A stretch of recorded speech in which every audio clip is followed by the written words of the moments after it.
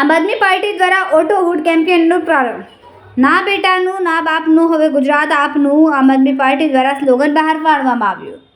આમ આદમી પાર્ટીના પ્રદેશ સંગઠન મહામંત્રી મનોજભાઈ સોરઠિયાની અધ્યક્ષતામાં સ્લોગન બહાર પાડવામાં આવ્યું. સુરત સહિત સમગ્ર રાજ્યમાં આજે આમ આદમી પાર્ટી દ્વારા કેમ્પેનની શરૂઆત કરવામાં આવી, જેમાં સુરતના 5000થી વધુ ઓટો રિક્ષામાં ના બેટા ના બાપનું હવે ગુજરાત આપનુંના સ્લોગનના બહેનો લગાડવામાં. સ્થાનિક સ્વરાજ્યની ચૂંટણી નજીકમાં તો તેની તૈયારીઓ કહી શકાય. નમસ્કાર.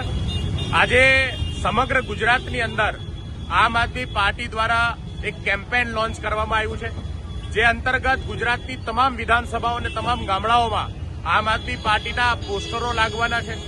અમે એક સંદેશ સાથે ગુજરાતની જનતાને જાગૃત કરવા માટે, ગુજરાતના છેલ્લામાં છેલ્લા વ્યક્તિને આ ક્રાંતિની અંદર જોડવા માટે એક નારા સાથે આજે અમે આ કેમ્પેનને લોન્ચ કરીએ છીએ.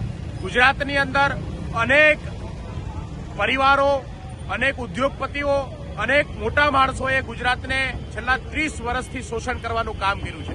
એક જ પાર્ટીએ પોતાના શાસનથી ગુજરાતના લોકોનું, ગુજરાતના યુવાનોનું, ગુજરાતના પરિવારોનું વારંવાર શોષણ કર્યું છે. ત્યારે અમે એ સંદેશ સાથે આવ્યા છે કે આ ગુજરાત હવે ગુજરાતના લોકોનું છે, ના બેટાનું ના બાપનું, આ ગુજરાત હવે આપનું. આ નારા સાથે ગુજરાતની અંદર આમ આદમી પાર્ટી દ્વારા આજે આ આગામી સ્થાનિક સ્વરાજ્યની ચૂંટણીનો જે છે એ શરૂઆત કરવામાં આવી છે, પ્રારંભ કરવામાં આવ્યો છે.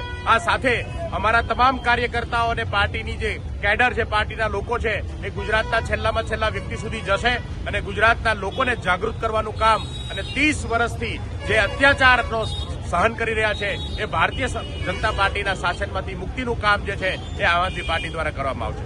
જય હિન્દ, જય ભારત.